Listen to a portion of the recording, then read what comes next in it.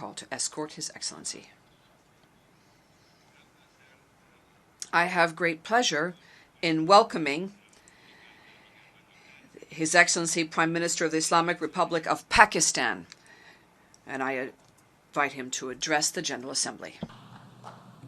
Bismillah ar-Rahman ar-Rahim. Iyyaka na'budu wa iyyaka nasta'in. Mr. President, Honorable Secretary General, Excellencies, ladies and gentlemen, I feel honored today to represent my country at this forum of world leaders, where we have a chance to discuss problems that the world is facing. I want to talk about a lot of problems, but just 4 today. And I especially came to this forum despite a difficult time in my country, facing challenges. I would not have come, but because I feel that there are some very urgent problems which the world must address. So first of all, I start with climate change. So many leaders have talked about climate change. But Mr. President, I feel that there is a lack of seriousness. Perhaps world leaders some of the leaders who can do a lot, do not realize the urgency of the situation. We have a lot of ideas, but as someone said, ideas without funding is mere hallucination. Pakistan, I'll give you start with my own country. Our country is amongst the top 10 nations in the world which are most affected by climate change. We depend upon our rivers. We are mainly an agricultural country. And 80% of the water in our rivers comes from our glaciers. The glaciers, not just on the Pakistani side, even India. The 80% of the water in Ganges and the Indian rivers also comes from the glaciers, from the Himalayan glaciers, Karakoram, Hindu Kush. And these glaciers are melting at quite a rapid pace. We detected already 5,000 glacial lakes in our mountains. And if this keeps going, if nothing is done, we are scared that humans are facing a huge catastrophe. In my country, when my party came to power in the province of KP, we planted 1 billion trees in 5 years. Now we've set ourselves a target of 10 billion trees in Pakistan. Idea being to counter the effects of global warming. But one country cannot do anything. This has to be a combined effort of the world. My optimism comes from the fact that humans, the Almighty has endowed humans with great powers. We can do anything, provided our survival instinct is stirred up.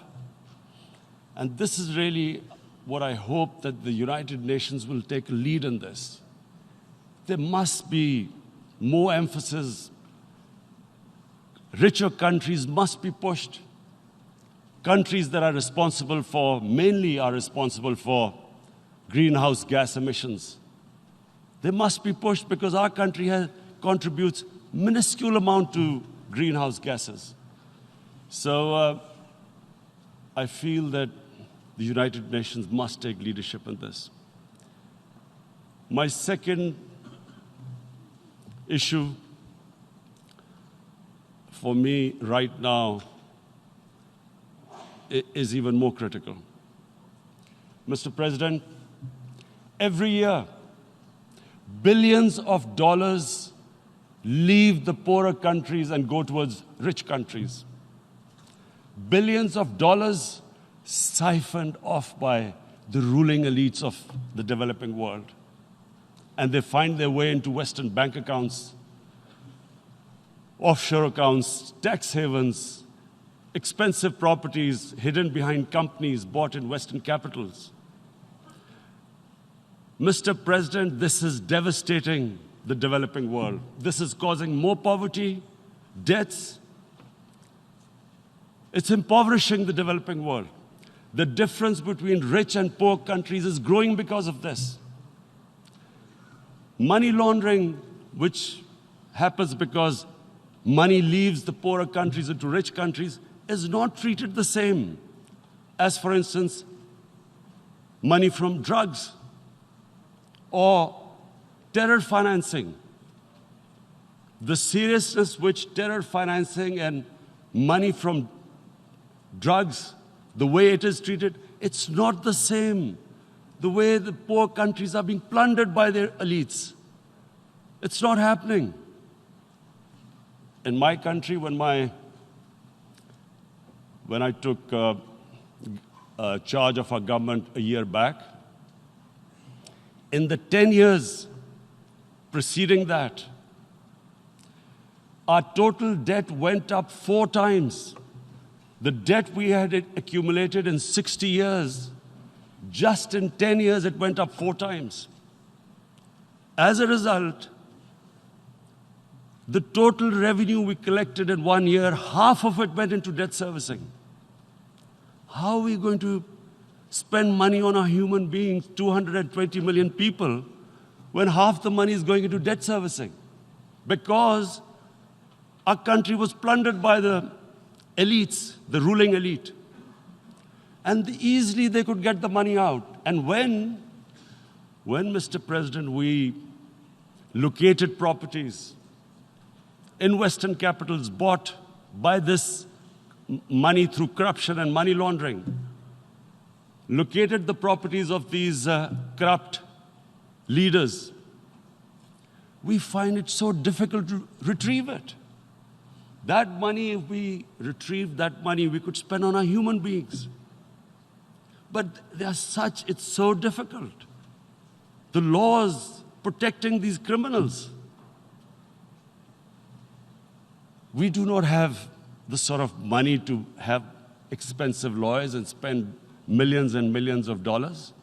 We need help from the rich countries. And, Mr. President, it's critical. The rich countries must show political will. They cannot allow this to happen. How can the poor countries spend money on human development, which the United Nations asks, SDG? How are we going to do it when this money can easily leave our countries? So, unless the rich countries intend to build walls to stop economic refugees coming as we see right now, they must take action. They must take action now. It must be a deterrent. Corrupt ruling elites should not be able to take money out easily and park it into foreign bank accounts and into these properties abroad. And I never understand why. Why do we have these tax havens? Why is this allowed? Why shouldn't rich people pay taxes? Why is it legal to have these tax havens where you have these secret accounts? Because, the world is changing. The population of the world is growing. Sooner or later, you're going to have a crisis. If the poor get poorer and the rich get richer, there is going to be a crisis sooner or later. So this is my second point. I hope that the United Nations takes a lead in this. It involves the IMF, the World Bank, Asian Development Bank. They must find a way of stopping this plunder of the developing world. My third point, My third point is Islamophobia. There are 1.3 billion Muslims in this world. There are millions of Muslims living in other countries, European countries, and the US as minorities. Islamophobia since 9/11 has grown at a pace where it is alarming. Human communities live together. There should be understanding amongst them. But Islamophobia is creating a division. Muslim women wearing hijab, it's become an issue. It's become an issue in some countries. Hijab is some sort of a weapon. A woman can take off her clothes in countries, but she can't put on more clothes. How is this happening? Because of Islamophobia. And how did this Islamophobia start? After 9/11. And why did it start? Because certain Western leaders equated terrorism with Islam. Islamic terrorism. Radical Islam. What is radical Islam? There is only one Islam. And that is the Islam we follow of Prophet Muhammad sallallahu alaihi wasallam. There is no other Islam. Radical Islam, Islamic terrorism, what message did they send to people in the West? And why is there Islamophobia? How is a person in New York, in the Midwest, in the US, in European capital, how is he going to distinguish between who is a moderate Muslim and who's a radical Muslim? Because terrorism has nothing to do with any religion. This Islamic terrorism, Islamic radicalism, and sadly used by leaders, this has been the main reason for this Islamophobia. And it has caused pain amongst Muslims. We in Muslim countries watch this Islamophobia traveling abroad, and it's getting worse. And may I just say, Mr. President, that in European countries, it is marginalizing Muslim communities. And we all know that marginalization leads to radicalization. Some of the people who ended up as militants in Syria and other places were from marginalized Muslim communities. And my point here is that we must address this issue. I'm sad to say that we Muslim leaders have not addressed this issue either. After 9/11, when this thing came about war against radical Islam, rather than Muslim leaders trying to explain to the West that there is no such thing as radical Islam, in all human communities, they are radicals. They're liberals and rest are moderate. All human communities, Christians, Jews, everyone has it. But Islam is not radical, neither Judaism, neither Christianity, neither Hinduism. No religion preaches radicalism.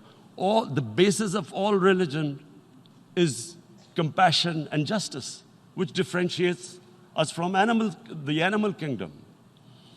But unfortunately, the Muslim leadership was so scared of being called radical Islam that all of them became moderates. In Pakistan, we were in the eye of the storm, and our government coined a phrase called enlightened moderation. No one knows what it meant. But everyone started putting on Western suits that they were moderates, started speaking. Even those who didn't know English would speak English because they were moderates. No one had a clue what it was. Because we, in the Muslim world, did not explain to the West that there is no such thing as radical Islam. One of the reasons why, after 9/11, Islam was supposed to be equated with terrorism was suicide attacks. Because the 9/11 bombers did a suicide attack, all sorts of theories came up that the Muslims are involved in suicide attacks because they will get virgin in heavens. Some came up with, what about women, suicide attackers? So this bizarre thing happened. No one explained. Suicide attacks and Islam were equated. No one did research that before 9/11, the majority of suicide attacks in the world were by Tamil Tigers, who were Hindus. No one blamed Hinduism, and quite rightly. What has Hinduism got to do with what desperate people were doing in Sri Lanka? We all know we've seen films about Japanese kamikaze pilots at the end of the Second World War doing suicide attacks. No one blamed the religion. But here we were trying to prove we were moderates and not explaining to the West. But the most important thing I wanted to say here today, in explaining this Islamophobia, Mr. President, and I feel it's very important because I've spent, because of I played professional sport in England, I spent a lot of time there. So I know how the Western mind works and how West views religion. So where the misunderstanding about Islam came. And one of the reasons it caused Islamophobia. That was, in 1989, this book was published, maligning, insulting, ridiculing our Prophet Muhammad sallallahu alaihi wasallam. And there was a reaction in the Muslim world. The West couldn't understand what was the problem. Because in the West, because I have spent so much time in the West, religion is perceived completely differently. They don't look upon religion like we do. And so, Islam was supposed to be an intolerant religion. It was against freedom of expression. And Islam took a real beating 30 years ago. I still remember it became a watershed. And every 2 or 3 years, someone would malign our Prophet, peace be upon him. There would be a reaction by the Muslims. And again, it was Islam, an intolerant religion. Again, this time, I blame a certain section of the people in the West who deliberately provoked this, knowing the impact it would have. But the majority of the people in the West didn't understand. This is where, again, Muslim leadership let the Muslims down. We should have explained to them what our Prophet, peace be upon him, means to us. So in 1 minute, I'll try and explain what he means to us. Our Prophet was the witness to the divine book, the Holy Quran. The Holy Quran is the book of guidance for Muslims, and the Prophet's life was living the Quran. He was an example of what the Quran guided us to be. So he is the ideal we all try to get to. The Prophet created the state of Medina, the first state in Islam. That state was the basis of a Muslim civilization which became the predominant civilization for the next 700 years. And what was that state? I hear such strange things about Islam, that it is against women, it's against minorities. The first state of Islam in Medina, it was the first time a welfare state was set up. The state took responsibility of the weak, widows, orphans, poor people, handicapped. It taxed the rich, spent the money on the poor. The state announced that all human beings are children of Adam, hence equal, whatever the color of their skin. The state announced, the Prophet announced that, and slavery, the whole system depended on slavery as it did for many years in the Western societies. The Prophet said that one of the greatest deeds is to free a slave. But because the society depended on slavery, he said, but if you have to, treat them as an equal member of the family. And as a result, something happened in a Muslim world which hasn't happened in any other civilization. Slave dynasties appeared. Slaves became kings. The Mamluks, slaves who ruled Egypt. In India, there were slave dynasties. And then, with minorities, again, you hear that Islam is supposed to be against minorities. Let me just make this clear. In Islam, the Prophet announced that everyone was free to practice his religion. It was a sacred duty to protect the places of worship of all religions. He announced that every person is equal in front of law, whatever his religion or his color.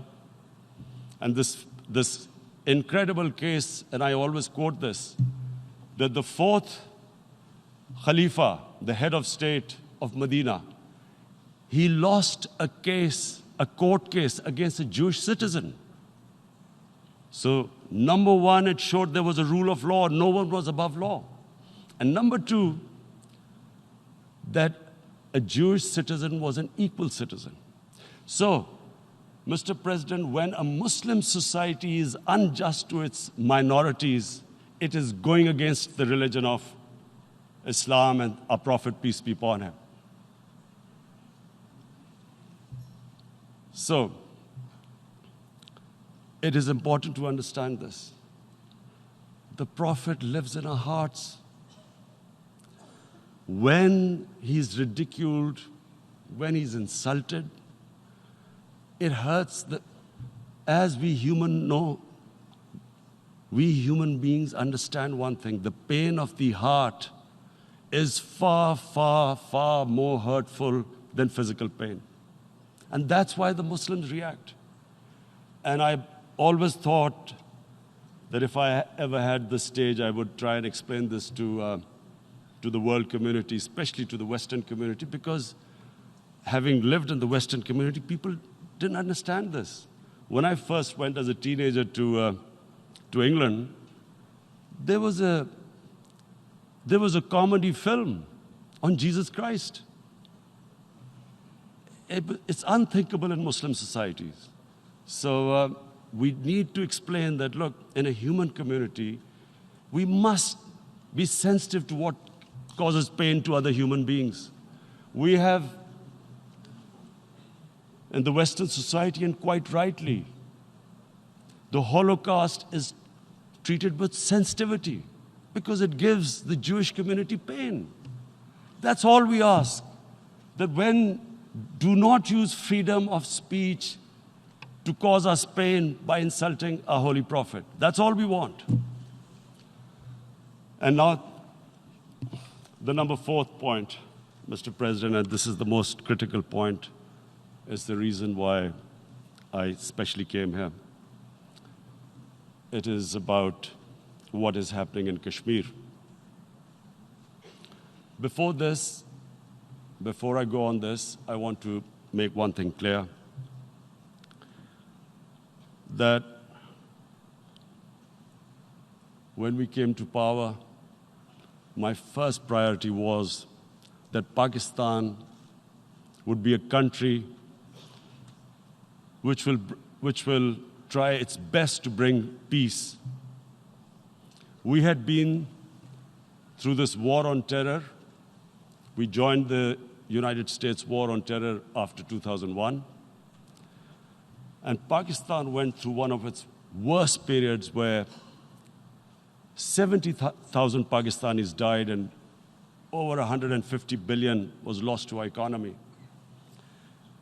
And Mr. President, I opposed the war because in the 80s, Pakistan had joined the Western countries in what was the freedom struggle then in Afghanistan against the Soviets.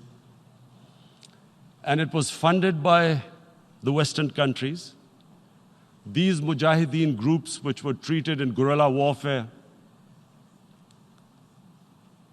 were trained by Pakistan Army, funded by the Western countries, and especially US, and they waged what was a freedom struggle in Afghanistan. The Soviets called them terrorists. We called them freedom fighters. 1989, the Soviets retreated. The Americans packed up and left. Pakistan was left with these groups. Come 9/11, Pakistan joined the United States in this war on terror. And now our government was supposed to, the reason why I opposed joining this war, because here we had indoctrinated them in jihad, meaning freedom struggle against foreign occupation. Now, because we had joined the US, and the US had occupied Afghanistan, now we were supposed to tell them that, no, this is not freedom struggle and jihad, it's terrorism. So that's why I tried to tell then government that, stay neutral, because you will have leverage over them. You will be able to control them. But if you join them, you become collaborators, and they will attack you, which is what happened. They turned against us. We went through a nightmare. 70,000 people killed in a war we had nothing to do with. No Pakistani was involved in 9/11. Taliban were in Afghanistan. Al-Qaeda was in Afghanistan. What had we to do with it? 70,000 Pakistanis died. So when we came to power, we decided that we would dismantle what was left of these groups. And this decision was taken not just by us, but by all the political parties in Pakistan. Unfortunately, they didn't implement it. So we came to power, we decided to implement it, and we dismantled whatever was left of the groups. And I know that India keeps accusing us that there are these groups there. I would like the United Nations to send observers, see for themselves what we've done. No Pakistani government would have dared to do this because it would have created strife. But we decided that there would be no militant organizations in Pakistan. So I need to give you this background and to what I'm going to say later on. And secondly, we started mending fences. I invited the Afghan president. We developed a relationship with Afghanistan. We had problems with Iran. We mended fences there. And then India. Now let me just give you a little background about my relationship with India. Because of cricket, and cricket being it's a passion in the subcontinent, I had great following in India. I have friends in India, and I loved going to India.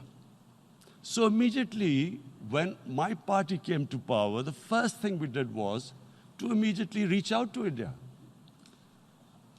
And I spoke to President Modi, and I said, look, we have similar problems. Climate change, poverty. Let's get together.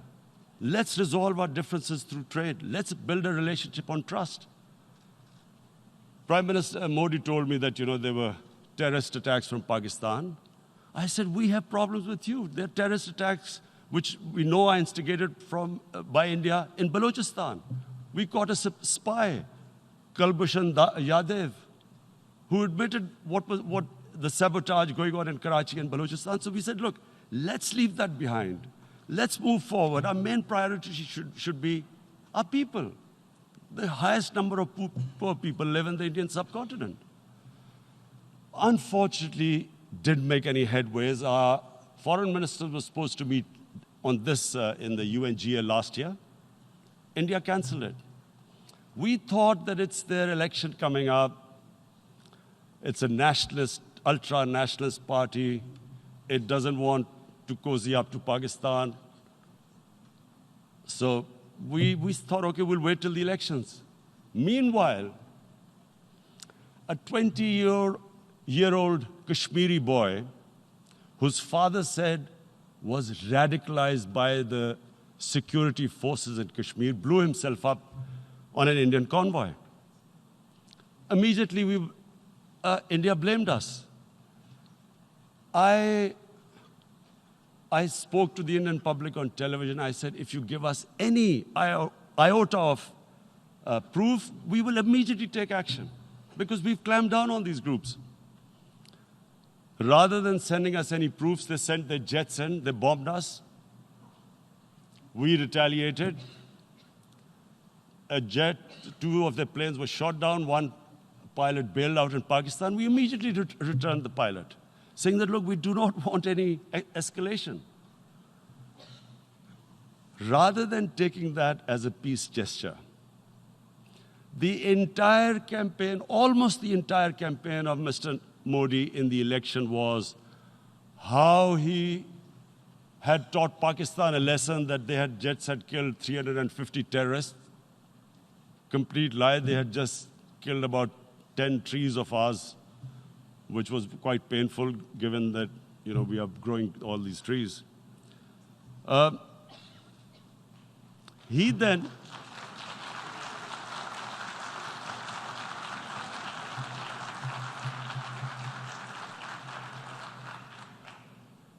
the election campaign, Mr. Modi used words like, this is just a trailer, the movie is about to start. I went into Pakistan and taught them a lesson. This was the election campaign. Okay, so we thought, us politicians make all these statements to win elections. So, okay, after elections, we'll get back to our normal relationship. Well, the moment the elections ended, we approached India, no response, but then we discovered they were trying to push us in the FATF blacklist to bankrupt us. That's when we realized there was an agenda.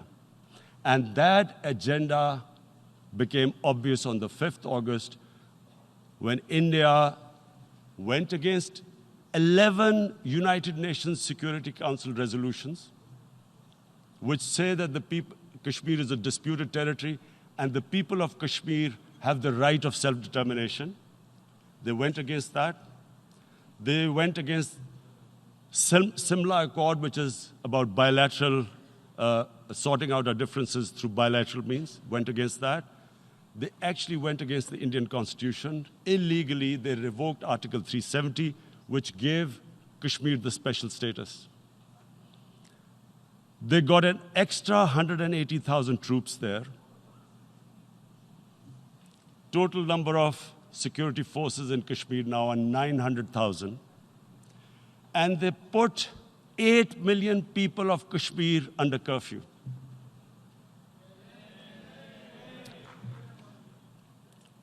Mr. President,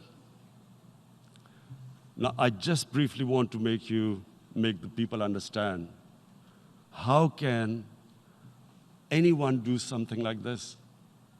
And for that, I have to explain to you what is RSS. RSS, Mr. Narendra Modi is a life member of RSS. RSS was an organization that was inspired by Adolf Hitler and Mussolini, came about in 1925.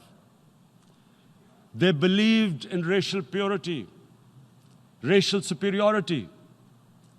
They also believed they were an Aryan race like the Nazi believed they were an Aryan race. All that I'm saying can be verified. This is the time of information revolution. You can Google all this, what I'm saying. But it is very important for me to explain this to you so you know what is happening in India. This RSS believed in the ethnic cleansing of Muslims from India. At one point, there was racial superiority of the Hindu race. Secondly, it was hatred for the Muslims and for the Christians, because they believed that this golden age of Hindu civilization was stopped because of Muslim rule centuries back, and than the British rule of India. So it was racial superiority and hatred for Muslims and Christians. This is openly stated. You look at the founding fathers of RSS, Golwalkar and Savarkar. Just Google them and you'll find out. And this ideology of hate is what murdered the great Mahatma Gandhi in 1948. It was this ideology of hate that made Narendra Modi in 2002 do a pogrom against Muslims in Gujarat when he was the chief minister. He allowed 3 days for these RSS goons who were inspired by the Hitler brown shirts. They actually wear brown shirts. This RSS, the Congress Home Minister gave a statement that in RSS camps, terrorists are being trained. And these terrorists butchered 2,000 Muslims and 150,000 Muslims were made homeless. Narendra Modi could not travel to the US because of that. And I need to make you understand this background before I explain to you that what sort of a mindset would lay siege to 8 million people with 900,000 troops. Women, children, sick people, locked in as animals. In fact, of what I know of England, if 8 million animals were locked in, the RSPCA would have made a lot of noise about it. These are human beings.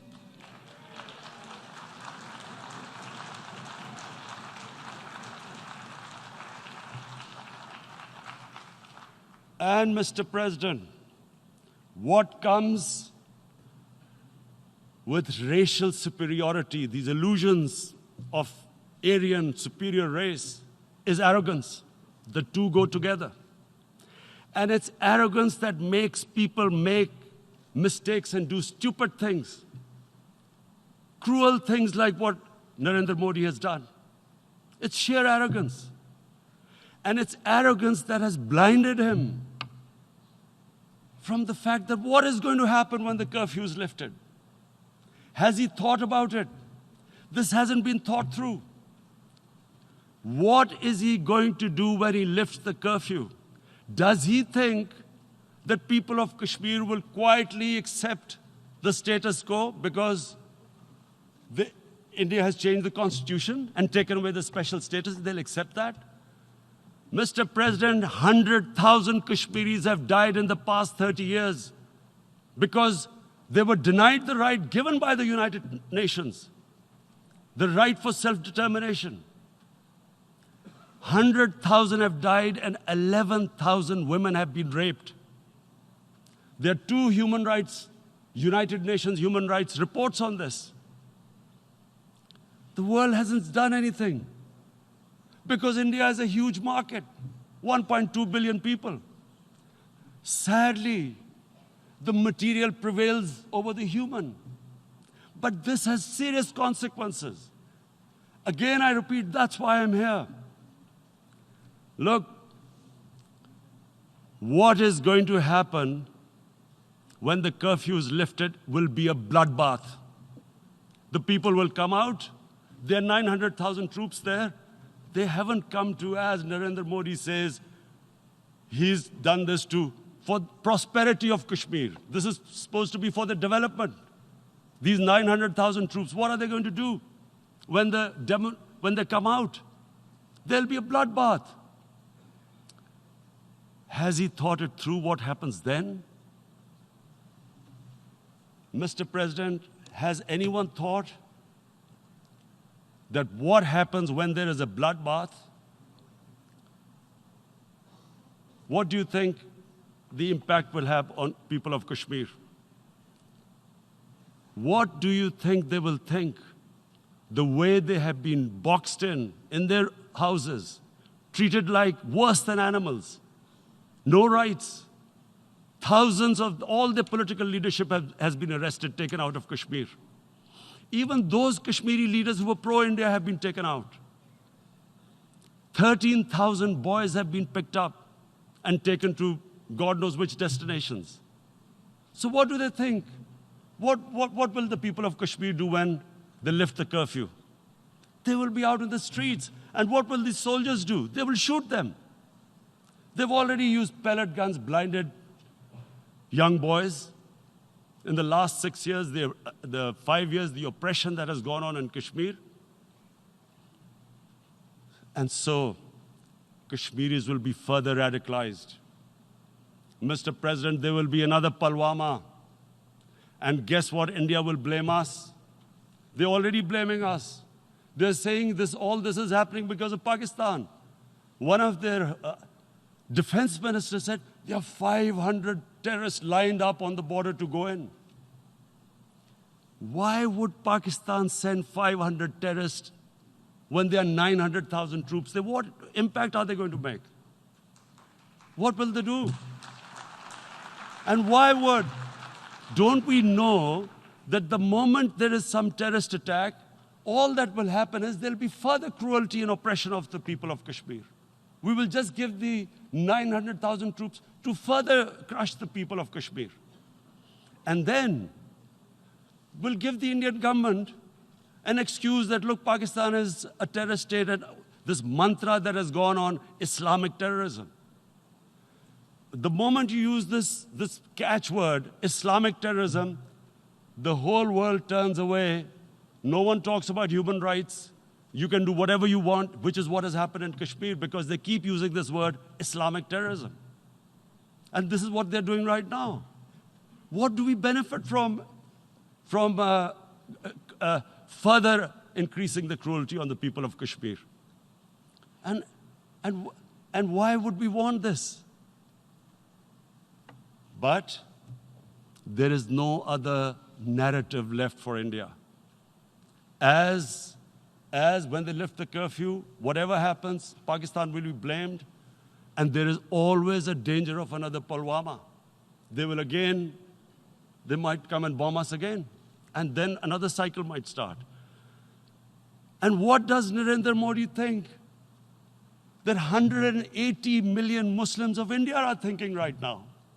Aren't they watching these Kashmiris stuck inside for 55 days they've been stuck in? Aren't they watching? What do you think? Don't you think that the Muslims will be radicalized in India? And I'm talking about 180 million people. And when they get radicalized, there will be some incident in India somewhere down the line. Again, we will be blamed. And I'm warning you right now, again, we will be blamed. And, Mr. President, what about 1.3 billion Muslims who are watching this? And they know that it is only happening in Kashmir because they're Kashmiri Muslims. This is not happening to Kashmiri Hindus. They know that this is happening because of their religion. So what do you think they will be thinking? What do you think the Jewish community would think if they were, forget 8,000 Jews stuck like this? What do you think Europeans would think? What do we think? I mean, any human community, if their members are stuck like that, what do you think they will think? Are we a children of a lesser God? Is it not going to cause us pain? And then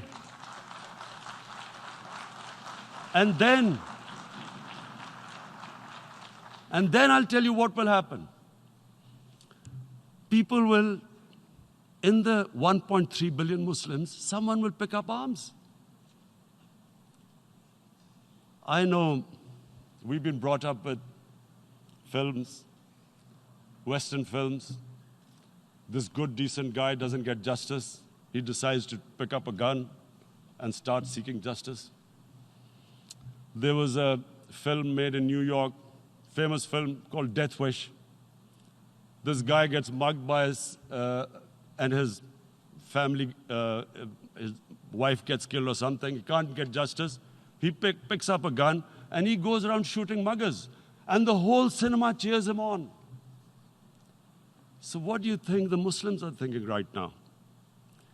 If there is a bloodbath, there will be Muslims becoming radicals, not because of Islam, but because of what they will see, that there's no justice when it comes to Muslims. There were Rohingya Muslims, Myanmar, who are, God knows, almost 1 million people out, ethnic cleansing. What was the response of the world community? So what do you think will be the response of 1.3 billion Muslims? I picture myself. I'm in Kashmir. I've been locked up for 55 days. I have heard about, and there are rapes, Indian Army going into homes, soldiers. Would I want to live this humiliation? Would I want to live like that? I would pick up a gun. You're forcing people. You are forcing people into radicalization. When people lose the will to live, what is there to live for? And this is what, if you can do this to human beings, you are actually radicalizing people. And so, Mr. President, I want to repeat here, this is one of the most critical times.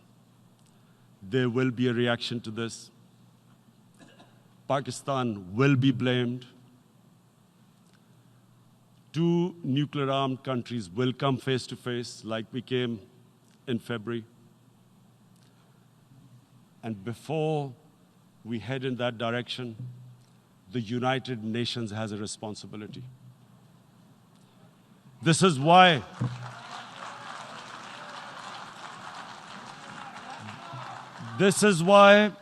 the United Nations came into being in 1945. You were supposed to stop this happening. I feel we are back to 1939, Munich. Czechoslovakia has been taken, annexed. What is the world community going to do? Is it going to appease a market of 1.2 billion, or is it going to stand up for justice and humanity?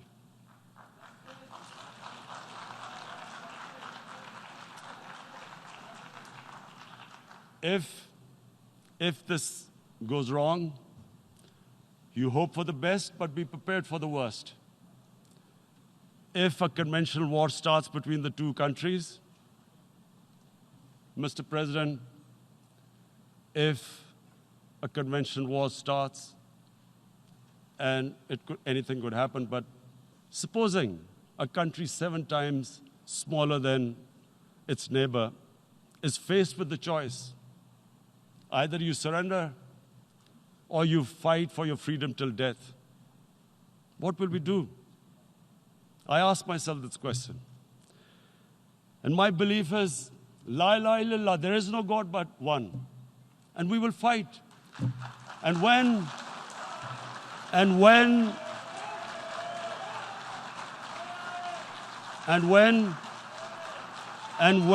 a nuclear-armed country fights to the end, it will have consequences far beyond the borders. It will have consequences for the world, which is why I repeat I'm here. Because I'm warning you, it's not a threat. It's a fair worry that where are we headed? And I've come here to tell the UN, you've got to, this is a test for the United Nations. You are the one who guaranteed the people of Kashmir the right of self-determination. They are suffering because of that. And this is the time. This is the time not to appease like in 1939 appeasement took place. This is the time to take action. And number 1 action must be that India must lift this inhuman curfew, which has lasted for 55 days. It must free all political prisoners, and especially those 13,000 boys that have been picked up. Parents don't know where they've disappeared.